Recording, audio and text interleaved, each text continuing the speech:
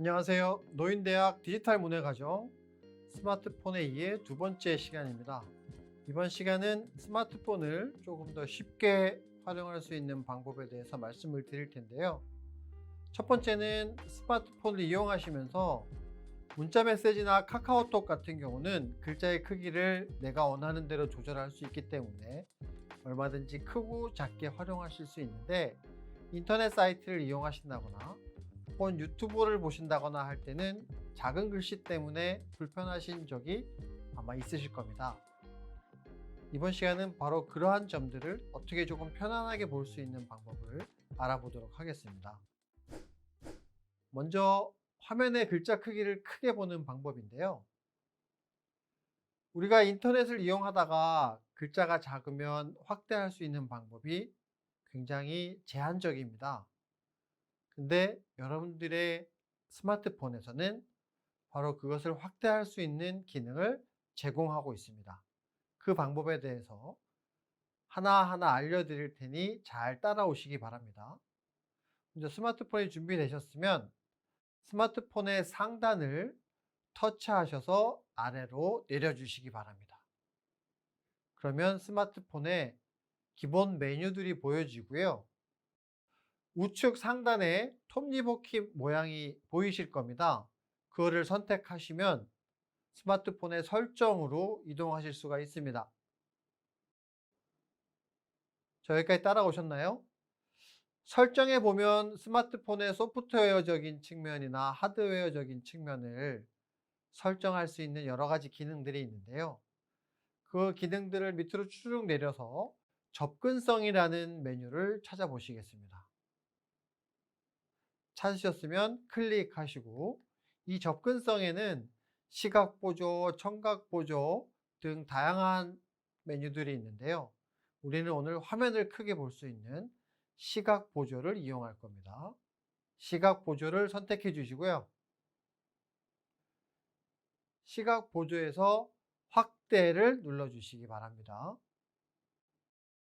확대를 누르시면 확대 바로 가기라는 메뉴를 보실 수가 있을 거예요. 아마 여기가 회색으로 활성화되지 않은 상태이실 텐데요. 이거를 활성화 시킬 거예요. 그래서 확대 바로 가기를 선택하시고, 선택하시면 확대를 어떻게 할 건지 방법적인 면이 몇 가지가 나옵니다. 좌우 버튼을 이용하는 방법, 음량 버튼을 이용하는 방법, 화면을 이용하는 방법 등 여러 가지가 있는데요. 사용을 해보니까 화면 3번 누르기가 가장 편한 것 같아요. 그래서 저는 화면 3번 누르기를 선택하겠습니다. 화면 3번 누르기를 선택하셨으면 확인을 누르시면 변경 내용을 확인하실 수가 있을 거예요. 거기에 화면 3번 누르기로 되어 있을 겁니다. 자, 이 기능이 마음에 안 들면 확대 유형을 선택하셔서 얼마든지 방법을 바꾸실 수가 있으니까요. 나중에 이 확대 유형에서 여러분이 원하는 버튼 혹은 화면 등의 방법으로 바꿔서 확인하시기 바랍니다. 자, 확대 유형을 선택하셨으면 이제 어떻게 확대되는지 한번 확인해 보도록 하겠습니다. 먼저 인터넷 페이지 혹은 유튜브 등을 여시고요. 자, 이제 손가락으로 화면을 3번 터치하겠습니다. 3번 터치하실 때 주의하실 점은 간격이 너무 길면 한 번으로 인식하기 때문에 간격을 적당히 유지를 하셔야 되고, 가능하면 짧은 게 좋습니다. 우리가 2번 터치할 때 톡톡 이렇게 터치하듯이 3번도 톡톡톡 터치하시면 되겠습니다. 그렇게 3번 터치하시면 확대창이 뜰 거예요. 확인하셨나요? 자, 그럼 그 확대창을 통해 보시면 작은 글씨를 크게 보실 수가 있을 겁니다. 이 확대창을 선택하시면 내가 필요한 곳으로 이동하실 수가 있습니다. 그 이동하시면서 사용하시기 바랍니다. 자, 그리고 확대창이 너무 작다라고 생각되시면 확대창의 우측 하단에 있는 문양을 선택하시면 확대창의 크기를 더 크게 혹은 작게 조절하실 수가 있습니다. 그래서 여러분들이 가장 편안한 크기로 찾으셔서 이용하시면 되겠습니다. 자, 이제 문자 메시지뿐만이 아니라 일반적인 화면에서의 글씨도 크게 할 수 있는 방법을 아셨으니 잘 따라하셔서 스마트폰을 조금 편리하게 사용해 보시기 바랍니다. 자, 두 번째는 돋보기에 대해서 말씀드릴 텐데요. 여러분들 대부분 돋보기를 사용하셔서 책을 아마 읽으실 텐데 평상시에는 돋보기를 갖고 계시니까 크게 문제가 안 되는데 어쩌다가 돋보기를 두고 오셨거나 혹은 돋보기가 필요 없는 상태였다가 갑자기 뭔가 글씨를 보시거나 할 때 유용하게 사용하실 수가 있습니다. 바로 돋보기 기능인데요. 돋보기 기능 역시 여러분의 스마트폰에 내장되어 있으니까 잘 찾아서 활용하시면 될 것 같습니다. 자, 돋보기는 쉽게 위젯에서 찾으실 수가 있는데요. 위젯이라고 하는 것은 그냥 스마트폰과 관련된 여러 가지 기능들 혹은 비주얼이라고 생각하시면 될 것 같아요. 자, 바탕화면상에서 손가락을 대신 다음에 길게 눌러 보시면 화면에 보이는 것처럼 전환이 될 거예요. 한번 눌러 보실까요? 자, 화면이 전환이 됐나요? 길게 누르고 계시면 전환이 될 겁니다. 자, 여기에서 하단에 있는 위젯을 선택하시겠습니다. 위젯을 선택하시면 그 메뉴들 중에 돋보기를 찾으실 수 있을 거예요. 그럼 돋보기를 찾아서 선택하시겠습니다.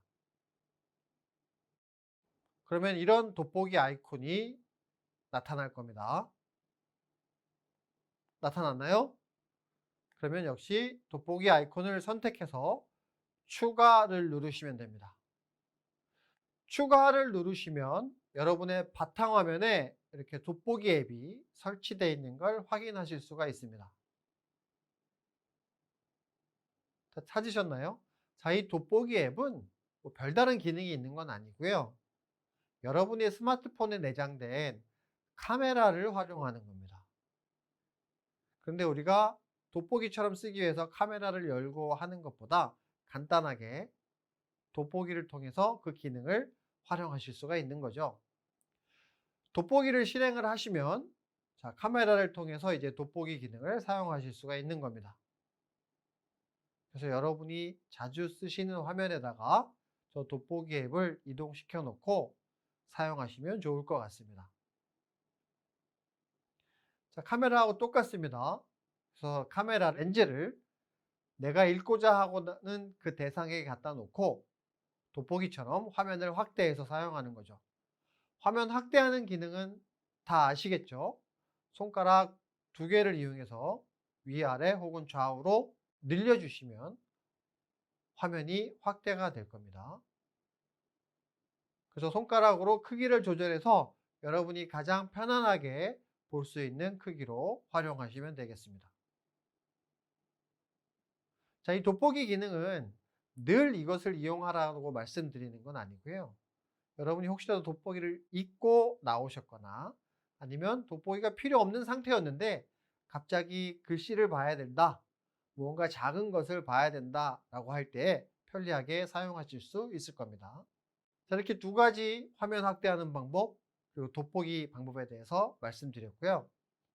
세 번째는 그냥 앱을 설치해서 뭔가 조금 색다른 기능을 하나 소개해 드리려고 합니다. 자, 앱은 어디에서 설치하죠? 네, 맞습니다. 플레이 스토어에서 여러분 우리가 원하는 앱을 검색해서 설치할 수가 있습니다. 지난 디지털 문해 시간에 아마 플레이 스토어 실행 방법은 다 배우셨을 거고요. 자, 플레이 스토어를 실행하겠습니다. 플레이 스토어를 실행하셔서 검색에 박수로 폰 찾기라고 한번 써볼까요? 박수로 폰 찾기를 검색하시면 손뼉을 내 전화를 찾기 위해 휘파람이라는 앱을 아마 찾으실 수가 있을 거예요. 한번 찾아보실까요? 찾으셨나요? 찾으셨으면 이 앱을 설치하도록 하겠습니다. 이것은 어떤 악성 앱이나 혹은 악성 코드를 포함하고 있지 않으니까요. 안심하고 설치하셔도 됩니다. 설치가 끝나면 앱을 한번 열어보실게요. 이 앱이 어떤 앱이냐면 내 스마트폰이 어디 있는지 모를 때 손뼉을 쳐서 간단하게 스마트폰의 위치를 찾을 수 있는 앱입니다. 자, 앱을 열면 이 앱은 무료 앱이기 때문에 광고가 다소 있을 수는 있습니다. 근데 얼마든지 건너뛸 수가 있고요. 처음 실행하실 때 전화번호 제공 및 동의 뭐 이렇게 메뉴가 뜨는데 필요 없습니다. 그래서 전화번호 제공 및 동의가 필요 없고요. 우측 상단에 앱으로 이동이라고 찾으실 수가 있습니다. 그래서 앱으로 이동을 클릭하시면 되겠습니다. 앱으로 이동이라고 클릭하시면 언어 설정이 뜨고요. 언어 설정은 당연히 한국어로 설정을 하시겠죠. 앱에 대한 설명이 여러 가지가 있는데 간단합니다. 건너뛰시면 됩니다. 앱에 대한 설명을 다 보고 원하시는 분은 다 보셔도 무방합니다. 자, 일단은 건너뛰도록 하겠습니다. 부여 허가는 허가로 선택하시고요. 여기에서 허가로 선택하셔도 뭐가 정보가 제공되거나 코드와 관련된 건 없으니까 안심하시고 허가로 선택하시면 됩니다. 허용 범위는 앱 사용 중에만 허용으로 선택해 주십시오. 앱을 쓸 때만 허용하는 겁니다. 자, 여기까지 오셨으면 번호 제공은 전혀 필요 없습니다. 번호 제공은 절대로 누르지 마시고요. 계속하다를 선택해 주시기 바랍니다. 번호 제공은 절대 하실 필요 없습니다. 거듭 말씀드립니다. 우측 상단에 계속하다를 선택하시면 이제 앱의 본격적인 화면으로 들어가실 수 있습니다. 안내 문구가 뭐라고 뜨는데요. 여기서는 알았어요를 선택하시겠고요. 자, 이게 앱의 화면입니다. 여기에서 알림음 세 가지로 선택하실 수가 있습니다. 에어혼, 자동차 혼, 고양이. 에어혼은 좀 긴 기적 같은 거고요. 자동차 혼은 자동차의 클락션 소리고요. 고양이는 고양이 울음소리. 세 가지 중에 선택하시면 되겠습니다. 가장 쉽게 알아차릴 수 있는 건 에어혼인 것 같아요. 제가 세 가지를 다 들어보니까 에어혼이 가장 우렁차게 들립니다. 그래서 원하시는 알림음을 선택하시면 되겠고요. 자, 알림음을 선택하시고 나면 이제 가운데 있는 손이 있는 부분을 터치하실 텐데요. 이 손이 있는 부분을 터치해서 활성화시키거나 비활성화시킬 수 있는 선택을 하실 수 있습니다. 활성화된 상태는 주변 원이, 테두리 원이 파랗게 된 상태고요.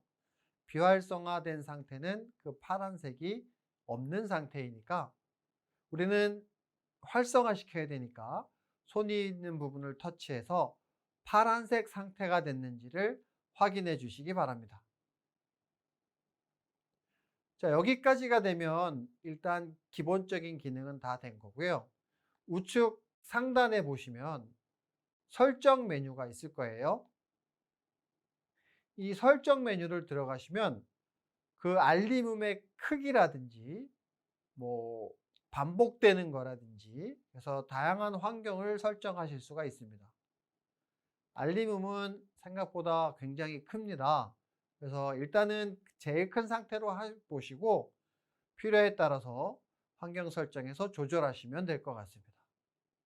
자, 이렇게 다 완료가 되면 뒤로 가기 버튼을 누르셔서 앱을 종료시키면 되겠습니다. 앱을 종료시킬 때도 뒤로 가기를 누르면 또 번호 제공을 하라 뭐 하는 알림이 뜨는데요. 번호 제공은 다시 말씀드리지만 전혀 필요 없습니다. 그래서 출구를 선택하셔서 앱을 종료하면 되겠습니다. 그러면 이제 여러분의 스마트폰 표준 화면상으로 돌아오게 되고요. 활성화시킨 상태이니까 이제 박수를 쳐보시기 바랍니다. 그러면 여러분들이 설정한 알림음이 들리는 것을 들으실 수가 있습니다. 자, 이 앱은 여러분이 스마트폰을 어디에 뒀는지 모를 때 이렇게 앱을 활성화시켜 두면 쉽게 찾으실 수가 있습니다. 한번 활성화시켜서 앱을 빠져나오면 그 활성화된 상태가 계속 가기 때문에 박수를 쳐서 작동시키기까지는 유지가 되니까 한번 활용하셔서 내 스마트폰 어딨지? 그러면서 찾을 때 박수를 통해서 한번 찾아보시면 굉장히 유용하다는 걸 느끼실 수가 있습니다. 자, 이렇게 이번 시간엔 세 가지에 대해서 말씀드렸습니다. 화면을 확대하는 방법, 돋보기로 활용하는 방법, 그 다음에 박수로 폰 찾는 앱을 설치해서 활용하는 방법, 세 가지를 말씀드렸는데 한 번에 따라오시기는 아마 어려우셨을 거예요. 다시 한번 뒤로 돌려보시면서 하나하나 체크하면서 따라하시면 굉장히 편리하게 스마트폰을 이용하실 수가 있을 겁니다. 이상으로 스마트폰 편리하게 사용하는 방법에 대한 강의를 마치겠습니다. 감사합니다.